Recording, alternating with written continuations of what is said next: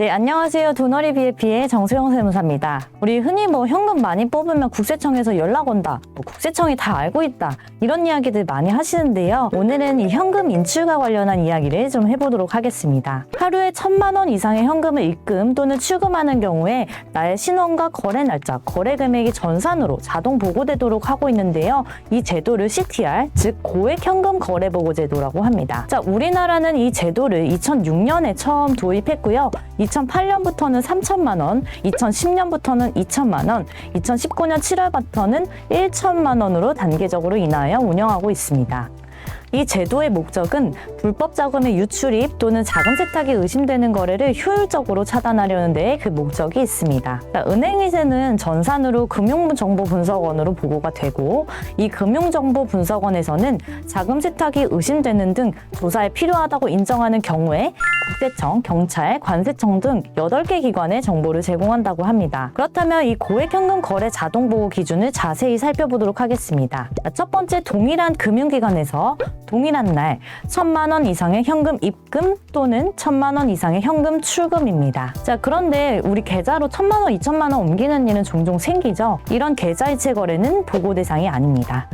그럼 내가 은행 창구에는 안 가고 ATM으로 출금 입금했다라고 하면 이 ATM 거래도 보고 대상입니다. 반면에 수표로 입금하거나 출금한 경우에는 현금이 아니기 때문에 보고 대상은 아닙니다.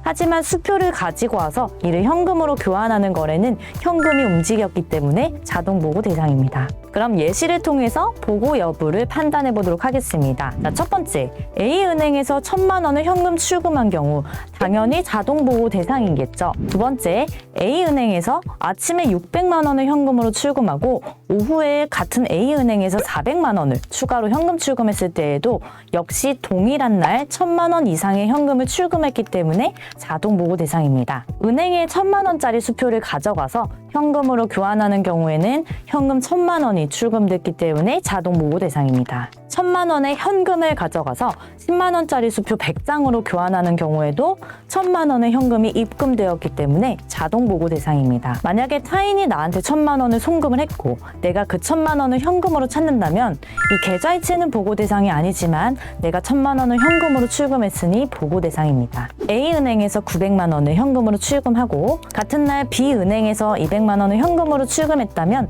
동일한 금융기관이 아니기 때문에 자동 보고 대상은 아닙니다. A은행에 100만 원짜리 수표 10장, 즉 1,000만 원을 입금하는 경우 수표만 거래했기 때문에 자동 보고 대상은 아니겠죠. 또 A은행에서 900만 원 입금하고 반대로 900만 원을 또 출금을 한 경우에는 자동 보고 대상이 아닙니다. 입금과 출금 각각 1,000만 원이 기준이기 때문입니다. 자, 그러면 또 이렇게 생각하시는 분들이 반드시 계실 텐데요. 1,000만 원 기준이니까 매일매일 900만 원씩 입금하거나 출금하면 되는 거 아닌가? 이렇게 생각을 하실 텐데요. 이때는 의심거래 보고 제도라는 것이 있어서 금융기관 영업점 직원이 본인의 판단하에 금융거래가 의심되는 경우에는 보고 책임자에게 보고를 하고 이 보고 책임자는 의심스러운 내용과 합당한 근거 등을 기재해서 금융정보분석원에 보고를 하게 되어 있습니다.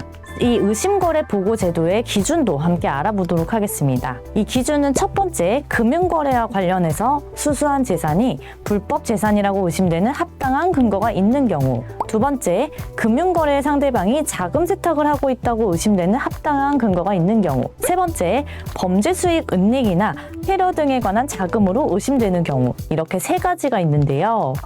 이 기준을 보면 무엇이 의심되는 경우라고 되어 있어서 보고하는 금융기관 입장에서는 어떤 경우에 보고해야 하는지 이 자의적인 해석이 많이 들어갈 수밖에 없겠죠.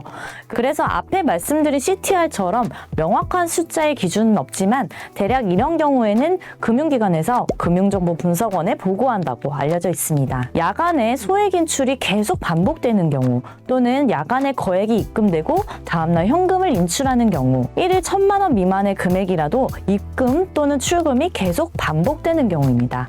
1일 1,000만 원 미만의 금액이라도 입금 또는 출금이 반복적으로 계속되는 경우, 마지막으로 거액의 외환 거래가 있는 경우입니다. 주로 이런 경우에는 의심거래 보고 대상이 되어서 자동으로 보고가 된다고 합니다. CTR의 경우 1,000만 원 이상이라면 전산에서 자동으로 보고가 되기 때문에 매일 900만 원씩 출금했다면 CTR 제도를 통해서 자동 보고가 되지는 않습니다. 하지만 방금 말했던 의심거래 보고 제도를 통해서 은행원을 통해 보고가 될 수 있습니다. 특히나 의심거래 보고 제도를 인해서 최근 3년간 금융정보분석원에 보고된 건이 200만 건이 넘는다고 합니다. 자, 반대로 원화가 아닌 달러를 인출하는 경우에는 1만 달러 이상이라면 국세청에 통보가 됩니다. 또 5만 달러가 넘는 경우에는 통보뿐만 아니라 소명자료 제출을 요구받는데요. 이 달러를 출금하는 목적은 여행 경비, 유학생의 환전, 해외 출장, 단순한 외화 소지 등의 경우가 있겠죠. 여기서 여행 경비와 외화 소지의 경우에는 1만 달러까지 소명이 가능하고 유학생은 유학 입증 서류가 있는 경우, 해외 출장 등의 목적은 그 사실을 입증할 수 있을 때 누적 10만 달러까지 출금이 가능합니다.